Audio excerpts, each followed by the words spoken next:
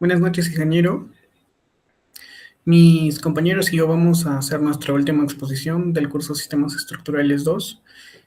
Todos hemos participado con un porcentaje del 100% en su totalidad, todos los integrantes. Siguiente. Y vamos a exponer los siguientes temas, pues, ¿no? Cimentación de zapatas aisladas, análisis sísmico, estático, y esas son las láminas, ¿no? El siguiente sería representar las características de un proyecto arquitectónico que vayamos a elegir y todo lo que solicito, pues, ¿no? en el proyecto. Buenas noches, ingeniero. Mi nombre es Alisa Mireya Codachilón. Continuando con la exposición, voy a explicarles qué son las zapatas aisladas. Las zapatas aisladas son elementos de cimentación superficial cuya función es transmitir las cargas de las columnas hacia el suelo de forma segura. Se utilizan cuando las cargas están concentradas y el terreno tiene una buena capacidad portante. Entre sus ventajas destacan que son económicas, fáciles de construir y muy utilizadas en viviendas de pocos pisos. Para su dimensionamiento, primero se determinan las cargas, luego se calcula la carga última. También se verifica la capacidad de suelo, se obtiene el área necesaria y finalmente se reserva aspectos como el cortante y el punzonamiento. Como podemos observar, también se muestra el proceso constructivo, que inicia con la excavación continua, con la colaboración del acero, el vaciado del concreto y termina con la zapata completamente construida. Buenas noches, mi nombre es Adriana Yeli Rafael Centurión y continuando con la explicación, me encargaré yo de explicarles lo que vendría siendo las fuerzas equivalentes establecidas en la norma técnica peruana E030. Pues básicamente, ¿cuándo se utiliza? Este método se aplica principalmente en edificaciones que son regulares, tanto en planta como en altura. Además, normalmente se utiliza cuando la altura de la estructura es menor o igual a 45 metros y cuando la edificación cumple con las limitaciones establecidas por la norma E030. Y en estos casos, pues el método proporciona resultados confiables y permite más que todo realizar un diseño sismo resistente de forma práctica. En cuanto a los parámetros principales, pues intervienen varios factores, uno de ellos en lo que vendría siendo en la zona Z, que presenta pues la aceleración sísmica que espera una ubicación geográfica de un proyecto. También está el factor de suelo S, que depende del tipo de dónde está construido. Esto depende mucho para los tipos de edificaciones que van a establecerse. Y también se considera un periodo fundamental T, que depende principalmente de la altura y la rigidez de la estructura. En cuanto a las edificaciones principales, pues tenemos lo que vendría siendo el coeficiente de sismo C, que se utiliza un factor de la zona y un factor de uso. Esto también depende mucho del factor de reducción sísmica, porque una vez que se obtiene este coeficiente, se determina la cortante basal V, y mediante esa expresión, pues nosotros podemos más o menos calcular lo que vendría siendo el peso de cada nivel y la altura respecto a la base. En cuanto al procedimiento, pues el cálculo sigue más que todo 6 pasos. Entre ellos, pues que la zona se tiene que tener en cuenta la zona sísmica del proyecto, el tipo de suelos, el coeficiente de sísmico, la cortante basal y también la fuerza que distribuye entre los niveles de la estructura. Y finalmente nosotros derivamos esto y nos aseguramos pues que la edificación cumpla con los establecimientos por la norma. Ingeniero, buenas noches. Mi nombre es Andrea Elizabeth Coche Martínez. En esta diapositiva presento las características del proyecto que se utilizó para el diseño estructural. Más que todo se trata de una vivienda unifamiliar de 2 niveles, ubicada en Cajamarca, construida con un sistema estructural de pórticos de concreto armado. La cimentación está conformada por zapatas aisladas. Las columnas tienen una sección de 25 por 25 centímetros y las vigas principales de 25 por 40 centímetros. Además se muestran ahí lo que vemos el plano de cimentación y el plano de la losa aligerada, donde podemos observar la distribución de los elementos estructurales y cómo las cargas se transmiten desde la losa y las columnas hasta la zapata. Bueno, en esta lámina se presenta el dimensionamiento y la verificación por corte a flexión de la zapata céntrica Z2. La zapata tiene dimensiones de 1.60 metros por 1.20 metros, un espesor total de 60 centímetros y soporta una columna de 30 por 30 centímetros. Para el cálculo se considera una peralte efectiva de 52.2 centímetros, una presión última de terreno de 23.78 toneladas fuerza por metro cuadrado. y una resistencia de concreto de 210 kilogramos por centímetros cuadrados. Primero se verifica la dirección del lado de 1.60 metros. La distancia desde la cara de la columna hasta el borde de la zapata es de 65 centímetros. Como la sección crítica se ubica en una distancia igual al peralte efectivo desde la cara de la columna, queda una longitud de corte de 12.8 centímetros. Con estos valores se obtiene un cortante actuante de 3.65 toneladas fuerza. Luego se calcula la resistencia del concreto al corte aplicando el factor de reducción de resistencia de 0.85. Se obtiene una resistencia de diseño igual a 41.88 toneladas fuerza. Y finalmente se comparan ambos valores. El cortante actuante de 3.65 toneladas fuerza es mucho menor que la resistencia disponible de 41.88 toneladas fuerza. Por lo tanto, la zapata cumple satisfactoriamente con la verificación del corte a flexión. Siguiente, por favor.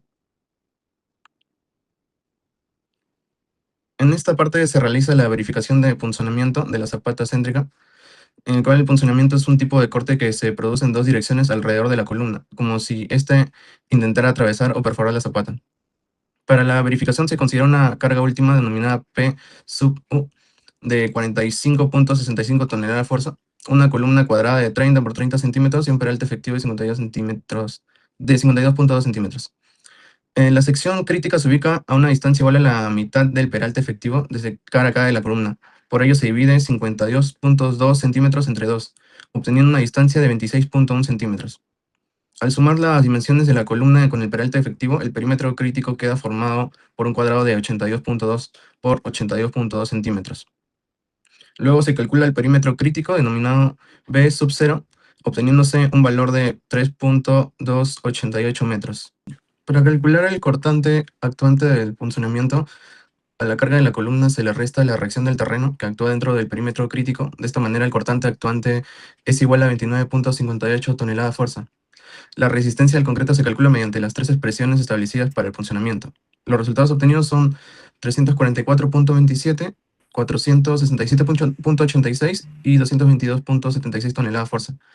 Para la verificación utilizada el menor valor, es decir, 222.76 toneladas fuerza, porque representa la condición más desfavorable. Y finalmente se comparan el cortante actuante con la resistencia reducida de concreto.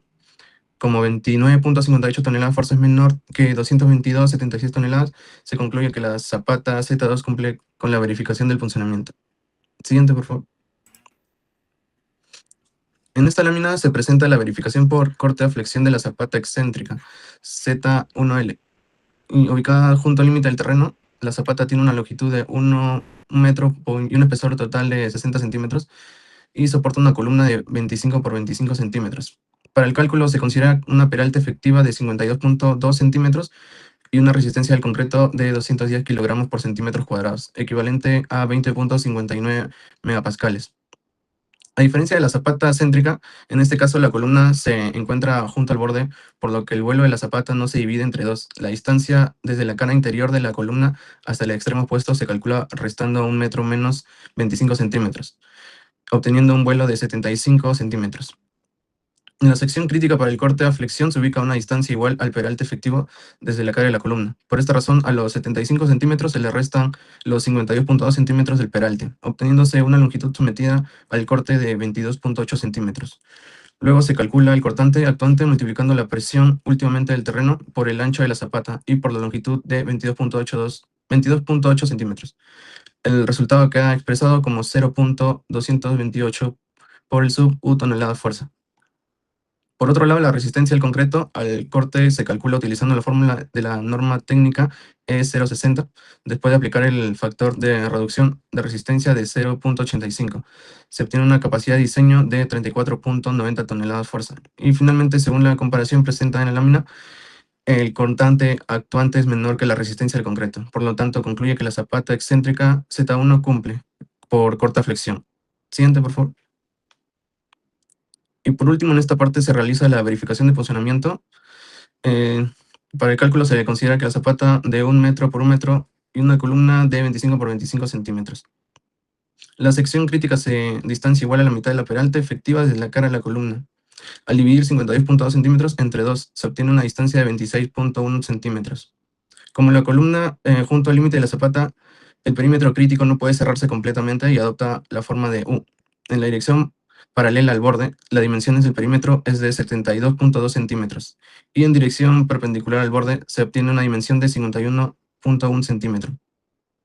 Con esta dimensión se calcula el perímetro crítico, denominado B sub 0, obteniéndose un valor de 1.794 metros. El área encerrada dentro de este perímetro es de aproximadamente 0.3945 metros cuadrados. Luego se determina el cortante actuante por funcionamiento. Como el área total de la zapata es de 1 metro cuadrado, la presión última del terreno es numéricamente igual a la carga última. Al desconectar la reacción del suelo que actúa dentro del perímetro crítico, se obtiene el cortante actuante denominado V sub U de 27.64 toneladas fuerza. La resistencia al concreto se evalúa mediante tres expresiones, obteniendo aproximadamente 187.84, 327.99 y 121.54 toneladas fuerza.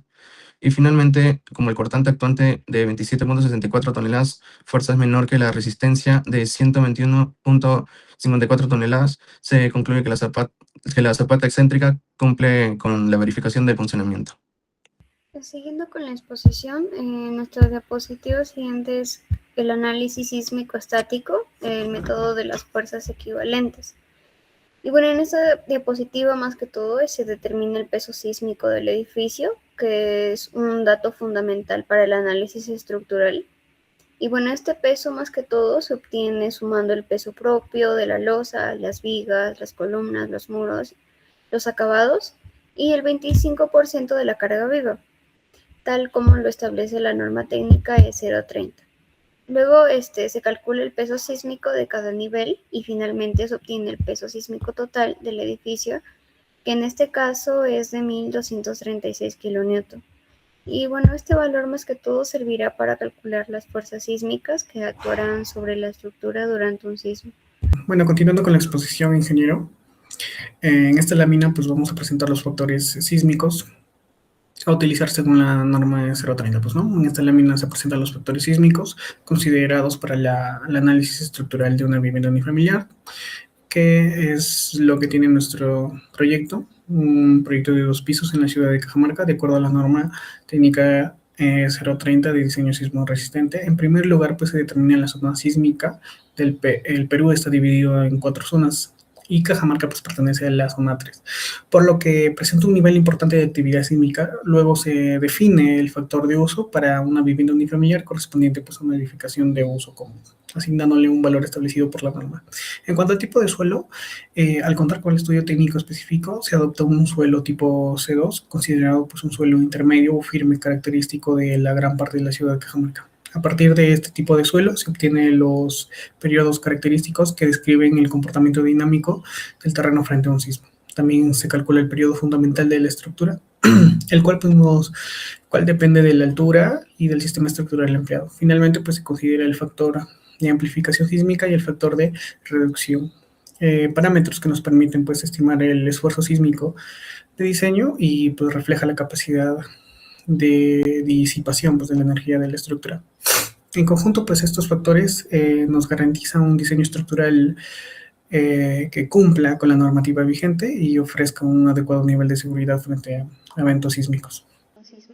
Para obtener este valor se utiliza la fórmula establecida por la normativa E030, considerando parámetros como el factor de la zona sísmica, el tipo de suelo, el factor del uso, el factor de amplificación, el factor de reducción por ductilidad y el peso sísmico de la edificación.